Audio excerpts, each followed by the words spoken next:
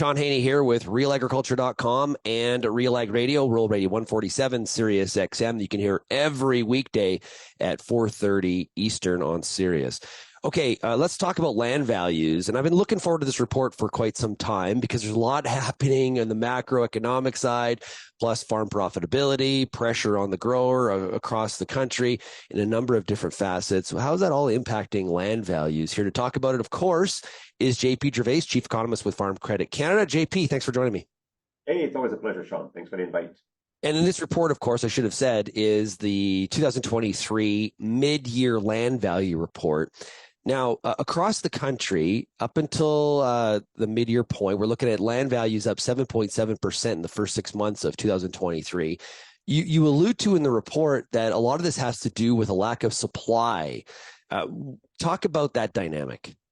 Well, for sure, yeah, it's one of the things that obviously the economic environment, no secret, right, has totally changed over the last, 12 to 18 months. I mean, higher interest rates and so forth. So we're seeing now, I would say, for the first 6 months of this year, especially when you compare to 2022, I don't think 2022 that was a whole lot of impact from higher interest rates, but certainly in the first 6 months of 2023, we're seeing a little bit more caution, right? So operations are thinking twice about, if something comes up, something's made available, especially if it's a desirable location from their standpoint and so forth. They're a little bit more cautious as to what's the price, what is the financial outlook for me if I were to just go ahead and buy it and so forth. Definitely more caution. Now, nonetheless, if you look at the numbers and you look at the average prices of transactions for the first 6 months of 2023, they've been up, 7.7% in the first 6 months of 2023. I always like as well to take a 12-month perspective on this, right? And 12.2% is the average growth rate of land prices in Canada. So if we have buyers that are more cautious, it has to be on the supply side, right? And because supply is so limited that it doesn't take a lot of intent to buy to actually drive prices up. And I think that's perhaps what's reflected in the study is that the role of supply in certainly the last 6 months, but even go back to 12 months, I think it stood out for me for sure. Yeah, it kind of like the land market and the housing market are different in some facets, but it seems right now there's some similarities. Less volume, prices still strong. Is that fair?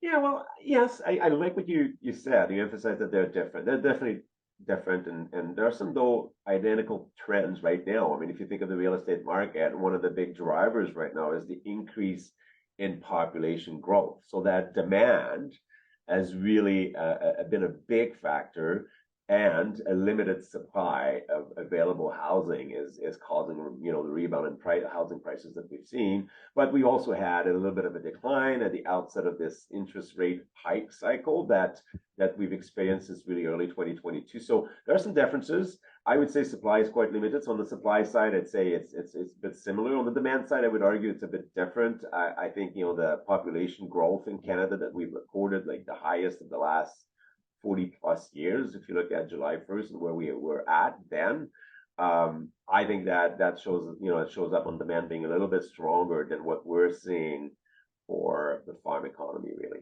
So, JP, why is supply tighter right now? What is it about the dynamics of the market that's creating less opportunity out there for the buyers? Well, if you look at it from the landowner perspective, right? So the idea is that you probably take some sort of financial outlook to your portfolio if you own land, and maybe you own different assets as well. And if you look at the rate of return, the last, I'm going to say 10 years, you can probably go back even further in time. I mean, the return has been very good, right? And not only it's been very good, it's been stable. I mean, you'd be hard-pressed to find a ratio of expected return relative to volatility that shows up better than farmland. So from an owner standpoint, I don't mean to say that there are financial institutions and different buyers that don't even are related to the connected to the farm community. But even that, if you think of an estate, if you think of a farm family, that own land and so forth, they're looking at it and they're probably thinking that, well, it's been a pretty good return. I mean, we've been able to, raise land rental rates as well, not necessarily to match up the increase in land values we've seen, but certainly to offset some of the higher interest rates, because there's an opportunity cost associated with owning land, and so you have to account for that as well. But all said and done, the return has been steady and positive. And so I think there's very little incentive to put land for sale in the marketplace. And the outlook, let's face it as well, from a perspective of farming, I mean, we've had in 2023, we currently have some challenges for sure, relative drought and lower commodity prices, and the prices have declined, but not as much.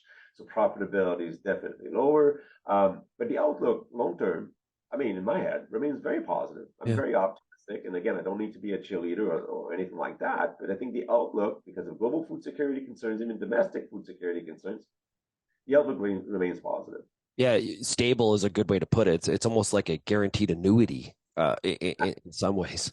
In some ways, stability is a bit weird, because the last thing we've seen in the farming business is stability. It's been very volatile. If you think of commodity prices, dating back to the beginning of the war in Ukraine and all of that, there's been a lot of volatility.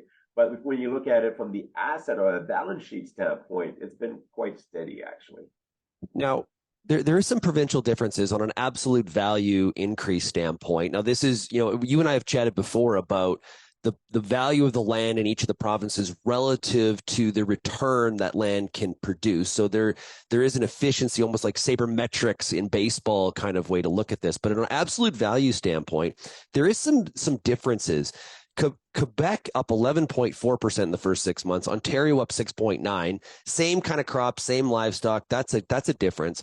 Also, what stood out, Saskatchewan up 11.4%, Alberta up only 3%. Talk about those two gaps. So, I mean, if you look at Central Canada, I think the one thing I'd like to emphasize is that we need to take a little bit more of a long-term view than 6 months or even 12 months, right? 2022, so January 1st, December, the end of December in 22, we had an average increase in Ontario of 19%, or roughly 19%. So that was the strongest by far in Canada, and quite frankly, very, very significant. Now, I think Quebec, if you look at the increase in Quebec, it's catching up a little bit to what we'd seen in Ontario in 2022. So there's a little bit of that, right? The market isn't, the volume of transactions isn't so big so that we would expect a perfect, that the market values would react exactly the same at the exact same point in time. So there's that. Central Canada, if you look at margins in 2021, 22, even to some extent currently right now, it's still penciling profit for sure in 23. The margins have been really positive in 21 and 22. So good revenues, and so that we're able to offset the high input costs as well as high interest rates. Now, on the prairie side, it's been a little bit more challenging from a profitability standpoint. 2023 is going to be challenging for sure. Again, depending on where you're at, there's lots of nuances with regards to moisture levels across. But I do think that from a farming standpoint, if you look at land values in Saskatchewan and you look at some of that ratio relative to revenues you can gross off the land, count for higher interest rates, that ratio is a lot more attractive in Saskatchewan than it is in Alberta. I'm not saying that we have buyers, I mean, there might be some of that for sure. Buyers in Alberta are looking at, land in Saskatchewan and so forth. But it really is that the farming profitability outlook from buying land at current values in Saskatchewan looks a little bit better than what it is in Alberta right now. And I think it explains some of the price movements, given that, land prices in Alberta on average are higher than they were in Saskatchewan. This past summer, RealAgri Studies, the market research arm of RealAgriculture, Justin Funk and I, my partner, had done some work on an inflation study. And what we saw in that study is not all buyers or I guess not all producers are looking at buying land the same. We had asked producers, have you bought or do you plan to buy land in 2023-24? The younger you were, the more likely you were to buy land, and the larger the farm, the more likely you were to buy land. I guess from that standpoint, that shouldn't surprise anybody, but it's really looking like the big just get bigger. Well, in some ways, for sure. I mean, like especially at current market conditions, right? So if you're looking at land prices right now, it's really hard to pencil a profit, buying land at current prices, given where interest rates are and so forth. So it's not unusual to have to bring in revenues from another acre to sort of cover and make sure that it makes sense from a profitability standpoint. Now, does it make sense I think it makes more sense now when you look at it this way, that from a wealth building standpoint, but also it needs to match your strategic objective, right? And so yes, we have fewer transactions, but what we're saying is that those transactions match the strategic plan of the operation. And so you're not buying just for the sake of buying, but you do have a plan of where you want to take your business. And if economies of scale is the way that you feel like you need to sustain, profitability in your business and so forth, yes, you're still going to look at buying some land despite, being a little bit more cautious given the environment. So not totally surprised. And really, frankly, when you look at it from the perspective of the pure economics of it, I mean, it doesn't take many buyers or prospective buyers to lead to higher prices, right? You only need two really to given what is available to really sort of have a little bit of pressures on land values. So from that standpoint, I'm not too surprised that despite the lower volume of transactions, despite that tight supply availability that we have, man.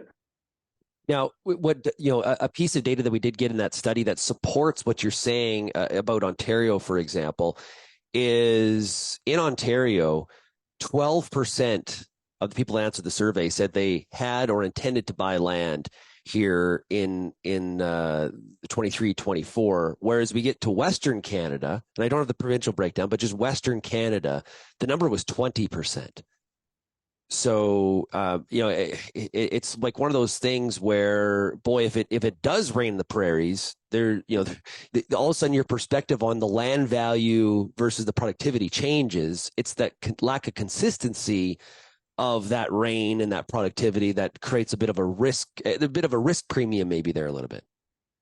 Yeah, no doubt for sure. I think we've seen in Saskatchewan as well that there's been a little bit of a reward paid for soil that are doing a little bit better when it comes to moisture and so forth. So there's that for sure priced into the marketplace, especially in Saskatchewan, I would say, given what we've noticed. But bottom line is that there's still demand out there. We don't want to lose sight of the fact, and I would be remiss if I didn't say it, that land is the most expensive price point ever, not only on a absolute dollar per acre basis, but also relative to what you can gross, looking at expenses as well as, in terms of input costs, as well as where interest rates are. And at some point in time, and I've been, we've talked a lot over the years, Shaun, and I've been saying this, that I expect that land value increases to slow down, and they haven't necessarily. There's been a little bit of not a pause, but certainly a little bit of a slowdown in 2020 and so in 2019. But at some point in time, we probably need to have realistic expectations of where those land value increases will take us, and that probably will mean that they'll be slowing down at some point, so that prices and production growth and so forth can catch up with land valuations right now. What's the path forward? What like I know you're deep in these numbers and seeing some of the trends here. What does the path forward look like? Well, more cautions. So definitely a little bit of a weaker demand going forward, right? And what's holding the market is really the tight supply, and I don't expect that to change. So maybe we're probably going to see a few increases, but it takes time for those higher interest rates to work their way in the economy. One of the things that I think we all missed, certainly I did miss, was that, I was relying on some of the average historical time to market when it comes to monetary policy. And what this cycle has taught us is that there has been more savings. Certainly, if you look at it from the farm standpoint, there's been more wealth as well at the farm that was built over the years. And to some extent, that has offset some of the potential impact with regards to higher interest rates that we would have seen a little bit earlier. So going forward, I do think that this is going to continue to slow down demand. And with demand slowing down, I would suspect that would lead to slower rate of appreciation, and perhaps having a bit of some stability in the marketplace, not too far from now. But again, like I said, I've been saying that the market's going to slow down for a while here, and full disclosure, it hasn't. So the crystal ball isn't perfect by any means, for sure.